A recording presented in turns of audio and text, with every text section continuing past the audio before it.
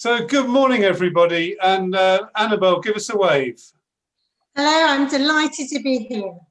Brilliant. Hi, Annabel is our special guest on this morning's coffee morning or coffee break. And I first came across Annabel a few weeks ago when we both became ambassadors for the Diversity Project together. Which, if you don't know, is an organization that is promoting diversity in the asset management space. Annabel is also an advisor to a group called the Women on Boards, which I guess does what it says on the can. Absolutely, it's Women on Boards. Yes, diversity and financial education are my passions. Brilliant, brilliant. But for her day job, Annabel has had a 23-year career at the AIC, and we'll talk about that later on, about what the AIC do, about how they're trying to promote NEDs, non-exec directors, into investment trusts, her passion for gender, and an initiative that they've got going to support and help more women into NED roles in the sector. But as normal, before that, I'd like to talk about Annabel. Annabel, 23 years at the AIC. I know. Ironically, when I went to my interview, they were looking through my CV and they were saying, "You've jumped around a bit. I think you need to spend some time at an organisation now." Look at me, still here 23 years later. Yes, I worked, prior to that, I did a degree in geography in London. I did an MA in geography in Syracuse University in New York State. And then I came back and I worked a little bit. And then I actually got a role at Hill & Knowlton, which is a PR agency, part of WPP. I was on their graduate training scheme. I was there 1 year, but I knew I wanted to work in investment and financial services. I knew that was my interest. So I applied to a job at, it was called actually the AITC at the time, the Trade Association for Investment Companies. And I applied as a lowly press officer, and 23 years later, I am still here. So that says something, doesn't it? I've seen a lot of change and a lot happen in the industry. Brilliant, brilliant. And I guess your personal life has changed, and that, you know, through that career, how have you managed to balance your personal life and your career and make it a success? Well, it has changed a lot. I mean, when I joined, I was single. I think I had met he was my boyfriend at the time, but I was single. I was living on my own. I was working all hours, and I had all hours to work and to go out with work and make relationships with people and build relationships. Clearly, I got married, and then I've had two children. One who's 13, two sons, Alexander who's 13 and Fabian who's 10. I have to say I took at the time 5 months maternity leave, and then I had to employ a nanny, which was horribly expensive, but did allow me to work because I was very confident the nanny was extremely good and I could trust her with the children. So I felt I could work as a result. Second time round, obviously having had a nanny there while I was on maternity leave, life was a lot easier. But it's always a balance, isn't it? My husband's very involved. He helps me out a lot. But it's always a balance. It's always a struggle. But I don't think we should feel guilty. I think we should get on and work. And I personally think you can have it all. You can have a good job and you can have a great family life. You know, you might be a little tired at times, but it can be done. And my recent big challenge is 2 years ago, we moved out of London and we are now living in Oxfordshire. And I have to say, I was very nervous before we moved about the prospects of commuting. Our office is in the City of London. At the time, I was going in 5 days a week. I was very nervous about how I would manage the children and work and this commute. It has been managed. I've found some good help here. But now, life has changed, and isn't that great that I think we will be able to work more flexibly in the future. So relieved about that. And I think, I don't envisage a time when I'll have to go in 5 days a week again. I think it would be more like 3 days a week, and that will make a huge difference to the balance of my life. Yeah. Brilliant. I think, have you seen, and I think this goes for everyone, that over that 23 years, the choices that you have just expanded. Maybe 23 years ago there were different societal pressures, not the opportunities, and gradually now, people have got choices that they didn't have 23 years ago. That is absolutely true. And I think particularly when I joined in the investment company industry, has been a very traditional industry. And I was the first female director at the association. And I was very used to going to meetings where I was the only woman there. I thought that was normal, unfortunately. I am pleased to say that things have changed a great deal, and there are so many more women, and women have that opportunity now to be promoted and do well. So no, I think the opportunities have opened up, and it's so much better. Brilliant. So Amanda, let's come on then, because I know we're both passionate about diversity, in particular gender diversity, but let's roll back a minute. The AIC, who are they? What do they do? Yeah. What's their mission? Sure, we're the trade association for investment companies. So our members are investment companies, investment trusts, venture capital trusts. And what we do is work with our members, and our members are the independent boards of directors. Investment companies are listed companies. They each have an independent board of directors who are there to look after their shareholders' interests. And what we do is work with those members, those board directors, to really add value over the long term to their shareholders. And we do that really in 3 main ways. We want to create the best technical, regulatory and legal environment for investment companies, and that's all our lobbying. And that's been absolutely fascinating, and I can talk about that in greater detail. We're always working with the FCA, with the government on issues. The issues surrounding open-ended property funds at the moment have been a concern for us. Our companies were worried that there could be a knock-on effect on the market, and it would be a concern for our companies. So, always lobbying. Then we're working with our members. Now, they're non-exec, so they might not be working full-time on investment companies. They might have specialist knowledge elsewhere. So it's our role to get them up to speed, to make sure they've got all the knowledge and the experience and the skills to do as good a job as possible for their shareholders, because the whole purpose of investment companies is they're long-term investment vehicles to make money for their shareholders. And then the final area, and I have to say this is the one that I head up, so I might be a bit biased thinking it's the most interesting, but it's the communication and education role. And we have a great website with a lot of statistical data on the industry, guides, information for new investors. And we also run education programs for financial advisors, wealth managers, and we're pretty busy on the PR front, so I deal a lot with the media too. Brilliant, thank you. So that's who the AIC are.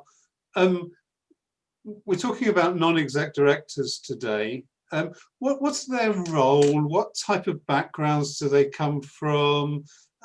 Why are they important to investment trusts? Yeah, absolutely. Well, non-executive directors, independent board directors, they are boards. Every investment company has an independent board. And as I said, it's their legal responsibility to look after all their shareholders' interests.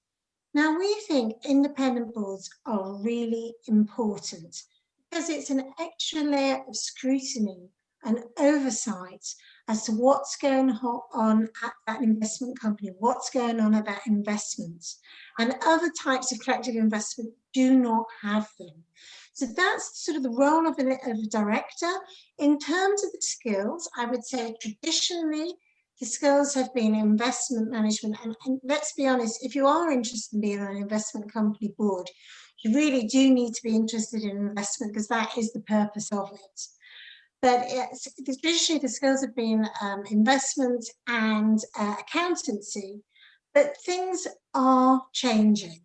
What we're seeing is we're seeing demand for marketing and distribution skills, as investment companies increasingly have retail investors like you and me making up a big percentage of their shareholder registers, so increasingly investing in them. We're also seeing demand for other skills, specialist areas of business, and the investment company industry is very diverse. We invest in equities, in companies all over the world.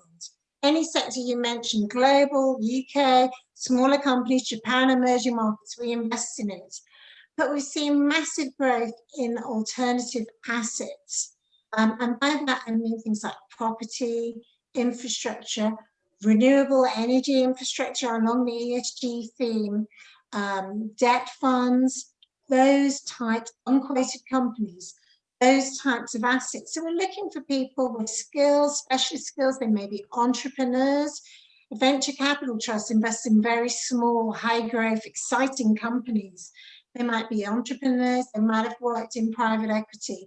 So you can really see that it's a wide range of skills that we're looking for now. Brilliant. Thank you for that. And then coming on, obviously everybody on the call I don't know about here you, but Mark is frozen for me. No, Yeah, but you can all hear me. Yeah. Great. I will have to make. Can you hear me? When you're actually at a physical meeting. Oh, he's back. I'm back. I'm back. My internet connection is unstable, it's telling me. Oh, I hate it when that happens. I hate it. Blimey. That hasn't happened for a while either. So I was saying I was about to make up my next question and answer it, but you've come back. Good. I was going to talk then about, because obviously, you know, we're a women's network, and in terms of diversity on the boards, what's it been historically, and where does the industry want to get to? Historically, it's been really poor. I'm going to be frank here. I mean, you know, the financial services industry, we are part of it. It's been traditionally very traditional industry. If we look back 10 years ago, only 8% of our directors were women. And, you know, we felt this was just not acceptable. We had a lot of work to do. I have to say that today, we now have 30% of our directors as women. So we have done a lot of work, we've done sessions at our conference, lots and lots of work to get more women on boards. But having said that, it's still not good enough. We've got more work to do. Interestingly, if you look at the bigger companies, at the FTSE 350 companies, which the Hampton Alexander review of female directors has been focusing on, if you look at those, actually we have 37% female directors. So the bigger companies have moved more quickly to recruit women. But obviously, I'm passionate about diversity, and this is one of the reasons why I am sitting here right now talking to you. We want to encourage more women into the industry. Okay, and it's traditionally been an old boys' club, can we say? You know, I think that's fair enough. There was once a newspaper article describing directors as male, pale, and stale. and grey often, No, I really think that has changed. But you know, I put it out there for historical reasons. Yeah. That's changing, but are the female non-executive directors being what's stopping that becoming an old girls club, you know, where you're going out to the usual suspects? You know, how do we get true diversity? I mean, I think you're right, Mark, because the problem, the difficulty always is getting your first role. Yeah. Always the case in non-exec directorships. So once you've got one investment company director position, you're suddenly much more attractive to other boards because you have experience. But unless you have that experience, how are you meant to get it, quite honestly? Yeah. It is ridiculous. There's some very good development programs out there, Board Apprentice, for example, which people can go and talk to, and they will get placed on a board. So they will have that board experience while being a board apprentice. And I have to say, I've known of quite a few investment companies who've taken on the board apprentice as a director at the end because they found their input so useful. But you're quite right. That's why we've actually launched a new initiative here. We want to encourage fresh blood into the industry. We want to have a wide and diverse pool of talent. So we've just launched a website called Pathway, www.theaic.co.uk/pathway. And the whole idea of that is to, first of all, tell people what investment companies are, as lots of us don't know. Secondly, to explain what a director does and how you could go about becoming an investment company director. Brilliant. Tell us more. Tell us more. Okay, well, Pathway, I mean, I think the thing that really brings it to life to me, and I think the thing that's really valuable, is when you have directors' stories. So we've got a diverse group of directors, one's a scientist, one's a former accountant, one's a marketing professional, diverse backgrounds, and they talk about how they get involved with an investment company, how they ended up becoming board directors, and why they would recommend it to other people. So that's sort of where we start. Then we go into explaining what an investment company is. So we have guides, we have videos, and we start off at the basics. We don't want to frighten you off, so we start off in a fairly simple way. We have some presentations. Then we move on to the more sophisticated understanding of the industry. And then having done that, we look at getting a position. And I think this is probably my favourite bit, because our chair, Rachel Beagles, and I have to say, I have had 3 female chairs at the AIC. Isn't that great? And who knows, we might even have another one again. So that's great. She has given her advice about what sort of skills the industry is looking for and how to go about getting a directorship.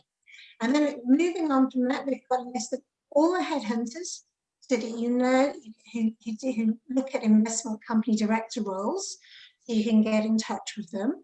We've also got a list of the development programs like Board Apprentice, which I just mentioned. And then we've got a series of articles just to help you. Things like what makes a good CV, how to prepare for an interview, what do you do if you don't get the role, what do you do for the next one. Really helpful information. And we have been running events. We've just actually run 2 events, but we will be running more. And at those events, we find a number of investment company directors to talk about their experience. So you can see what it's actually like and learn about how to get the role. And frequently asked questions. So that's what the resource is. And as I said, it's a great role. It's a great industry. There is always something going on. What a year has been this year. We couldn't make it up. It's been very tough, but we have come through it. And I have to say, we are 152 years old, investment companies. The first investment company was launched in 1868, and that was around the same time as the last public hanging took place outside Newgate Jail, just to put it in some sort of perspective for you. So we have been around a long time, and if you think about it, we've survived 2 world wars, depression, the financial crisis, the tech boom and bust, and we will survive this coronavirus pandemic, which is so devastating. We have 24 companies that are over 100 years old. So a little bit of history there for you too. Annabel, thank you. Thank you.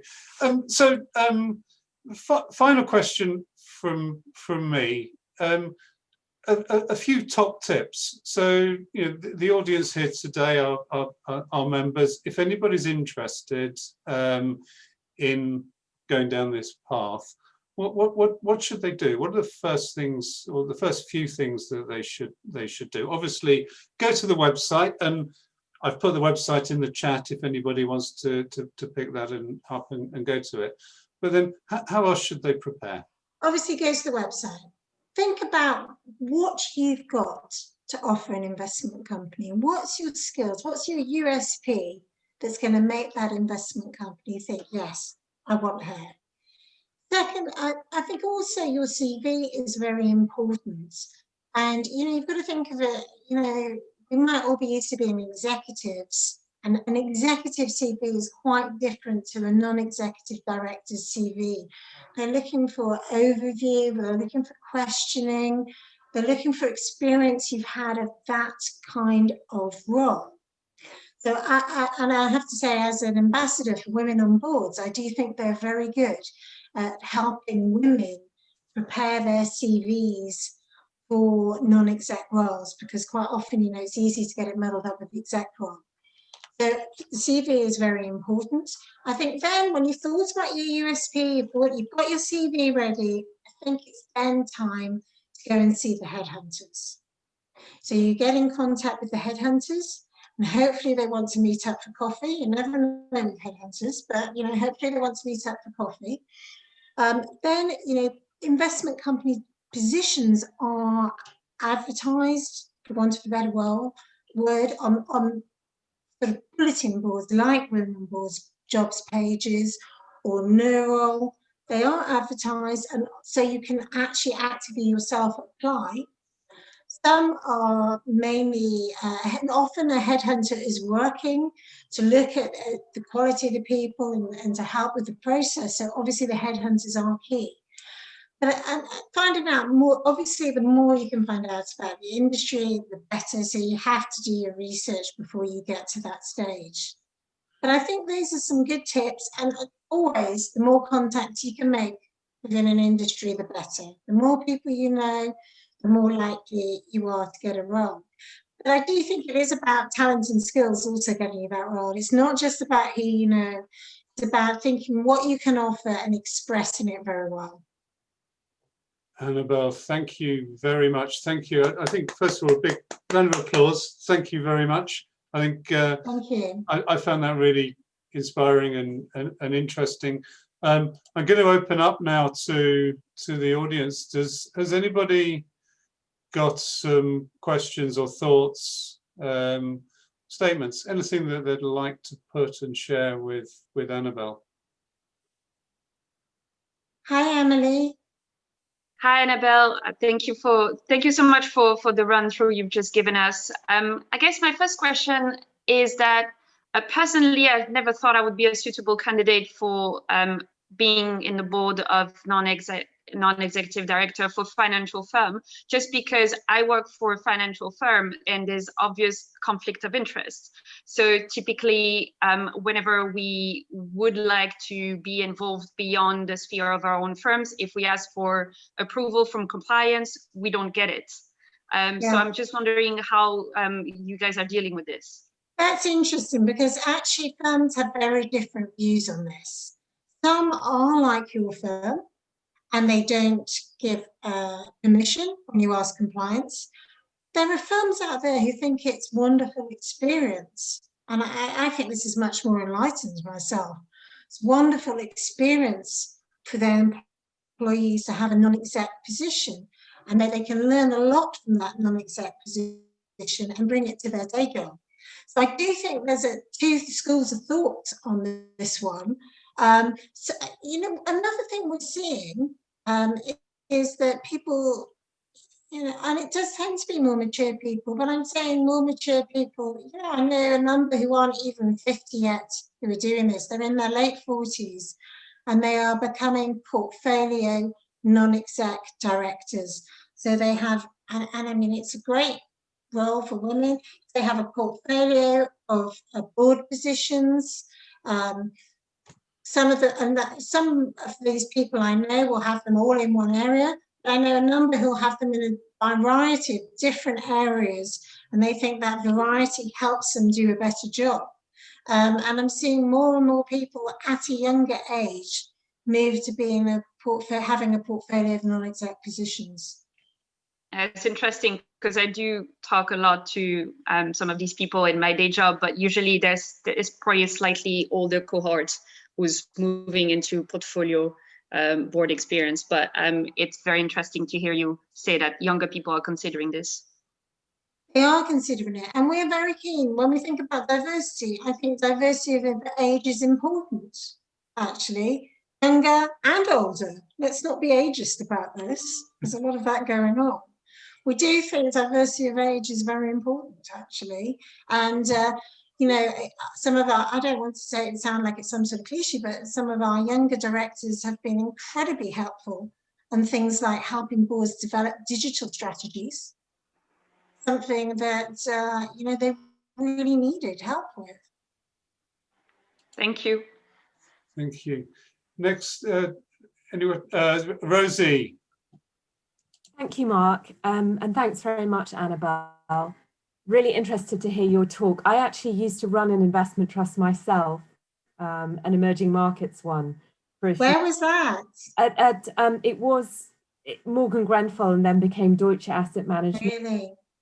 So I know all about reporting to the board, and we had a mixture of professional and country club directors at that point. So I can believe it. And are you on the board now, Rosie? No, so I'm on a couple. I'll maybe take this offline. But anyway, I'm interested because I've applied to a couple of investment trust board roles, one of which was a chair designate, so probably a bit of a stretch. But I never even made it to interview, and I was basically told each time round that it was incredibly competitive and that other people applying were intergalactic. I mean, they'd all been kind of head of equities at least, if not, you know, CIO of very, very large companies.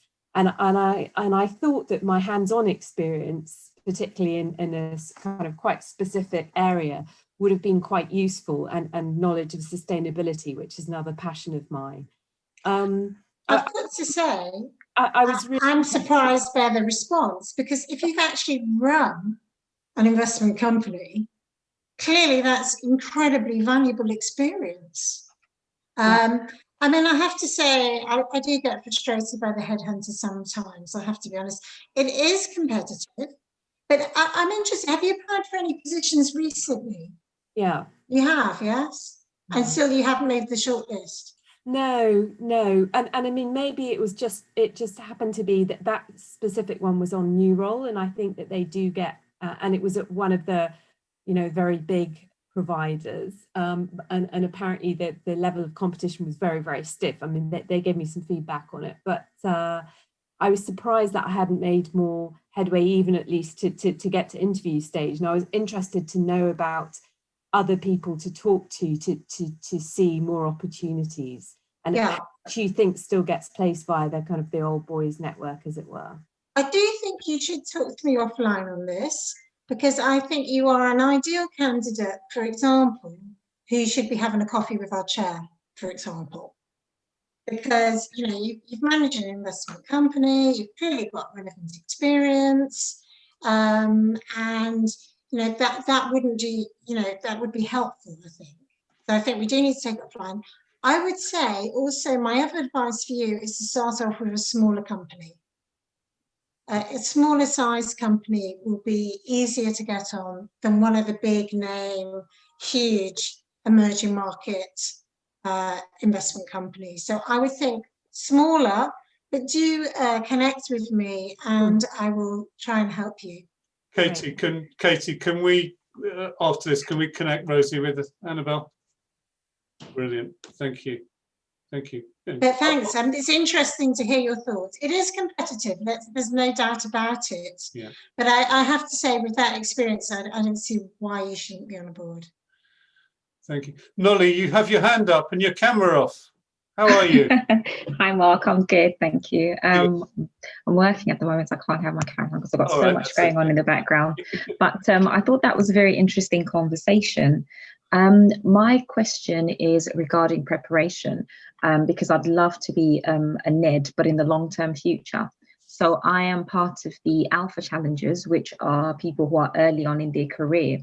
And I found that there are a lot of trustee positions available, where they do accept a lot of people who haven't got necessarily the experience to be a director. My question is, do you think that that is the right route to go? Do you see that there are any transferable skills from being a trustee in a charity that can then be transferred or built on to get to non-exec level? Absolutely. Annabel, just to explain, Alpha Challengers are a subgroup of the E2W membership for younger women within the community. Right, thank you. No, I think, Nolly, you've absolutely hit the nail on the head with this one. Being a trustee of a charity, it's actually a role that I did actually, and I did say one of my passions was financial education. I was a trustee on the Personal Finance Education Group, which is a charity to get financial education into schools. And we had a lot of success there. But I think being a trustee of a charity is great and very valuable experience for being on a board. It is about oversight of that charity. It is looking at the finances, looking at the strategy, all the things that a non-executive director does. So I think that is absolutely very relevant experience and completely the right way to go if you would like to be an NED in the future. Okay, that's brilliant. Thank you. Great question, Nolly. Anybody else got any questions? Funto, how are you? I'm good, thanks, Mark. So my question follows on from Nolly's question, actually. So I'm quite early on in my career, and obviously you spoke about trustees now, but what other things or what things can we be doing now to hopefully in the future we get on board? So what other, except for becoming a trustee in a charity, what are the other things we can be doing? Well, are there things you can get involved with in your current employer that would give you this sort of experience? So I think it's initiatives outside perhaps your normal role within the organisation. So perhaps, I don't know, perhaps you might be running a diversity group within your organisation or getting involved with it. Are you getting involved? These sorts of types of groups that are not directly related to your day job, but I think that does give you oversight, and you can galvanise people together. You're arranging things. I think those sort of initiatives are very helpful if you're early in your career to get involved. And I think quite often when you're early in your career, you think, I've got to work so hard, I've got to do so well, that you don't give yourself the opportunity to get involved on that softer side. You know, and if it's not in your organisation, perhaps there are some outside your organisation that you can get involved with. And Mark mentioned the diversity project. I took a proactive view, despite being ridiculously busy the whole time, that diversity was something I felt very, very strongly about. And I wanted to get involved with the diversity project, which is looking at diversity in financial services. And I talked to some people. I had to send an email explaining why I wanted to be involved. But I'm really pleased I did, because very soon now I've got involved with the gender diversity work stream, which is looking to increase the number of female fund managers to 30% by 2030, currently at 10%. And I found that very valuable. So even if there aren't opportunities within your work, I would look outside your work, voluntary type charities, things you can get involved with, demonstrates your skills and helps you develop your skills, but also, you know, interesting things to put on your CV. Right, thank you. Thank you, Funto. Are there any further questions? Hi, Mark. Hi, it's Helen, Hal how are here. you? Hello, I'm good, thanks. How are you doing? Yeah, I'm good, thank you. I'm good. Sorry for not Zoom raising my hand. I was trying to grab it on the screen, but it would be easier if I shouted. Yeah. It's really, really interesting presentation. Thank you so much, particularly to Annabel. One question that I had, I'm very interested in going down this route. I currently am non-exec, non-independent director for 2 or 3 of my company's fund vehicles, and hope in the future to very much expand that portfolio outside of my own firm's vehicles. But I also sit on the other side as well, and I deal with recruiting boards for recruiting non-execs for our investment companies, and I'm at the beginning of sort of looking at a big succession plan at the moment, and I'm really struggling to get good female CVs. And I know it's it's almost a lazy answer to say that, but how can I Mark's waving frantically at me. How can I do this better other than going through Mark, as well as going through Mark? How can I appeal? I suppose. That's a really interesting perspective, and I have to say that makes me feel a bit worried, because I'm always going around telling everybody there are brilliant women with brilliant CVs out there, but maybe your conventional headhunter is not going to find them. So that's what I say all the time. So maybe you need to walk away from the conventional headhunter in that case if you're not getting the good CVs from women. And I do think that Rosie mentioned Neural before, women on boards.